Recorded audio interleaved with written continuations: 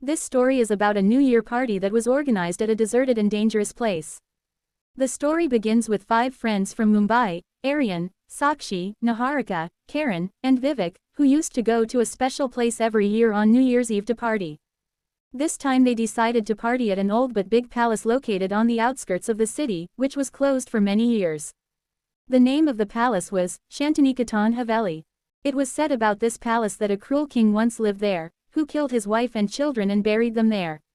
The friends took these stories as a joke and decided that this time the party would be held there. On the night of December 31st, all the friends reached the mansion in their cars with drinks, food items and party decorations. As soon as they reached the gate of the palace, they felt a strange feeling.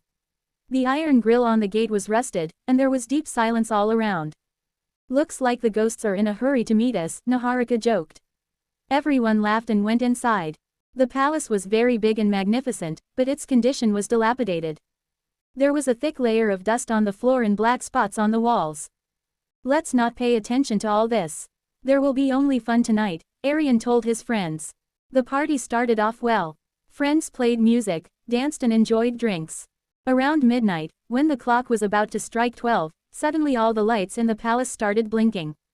Vivek thought that there might be some problem with electricity, but then a strong gust of wind came and the doors closed automatically. Sakshi said in fear, "Something strange is happening here. We should leave from here." But Aryan explained to her that it was just their imagination. As soon as the clock struck 12, the cold inside the palace suddenly increased.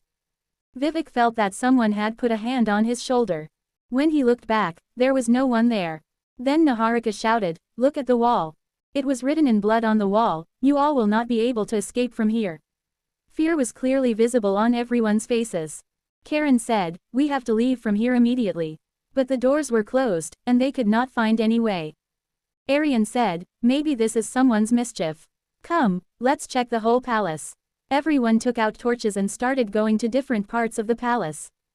During the search, they found an old basement. The basement door was very heavy, but Vivek and Karan opened it together. As soon as they went inside, a pungent smell surrounded them. A big coffin was kept in the basement. There were blood marks on the coffin. Sakshi said in fear, "We should not open it." But Aryan said, "Maybe the answer to the mystery of this palace is hidden in this coffin." When they opened the coffin, there was a skeleton lying in it. There was a diary with the skeleton.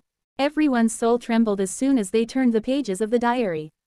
It was written in it that the king had killed his wife and children by burning them alive and their souls are still imprisoned in this palace. As soon as the diary was read, strange sounds started echoing in the entire palace. Doors and windows started banging loudly. Blood started flowing from the walls. Suddenly, a woman's shadow appeared in front of everyone.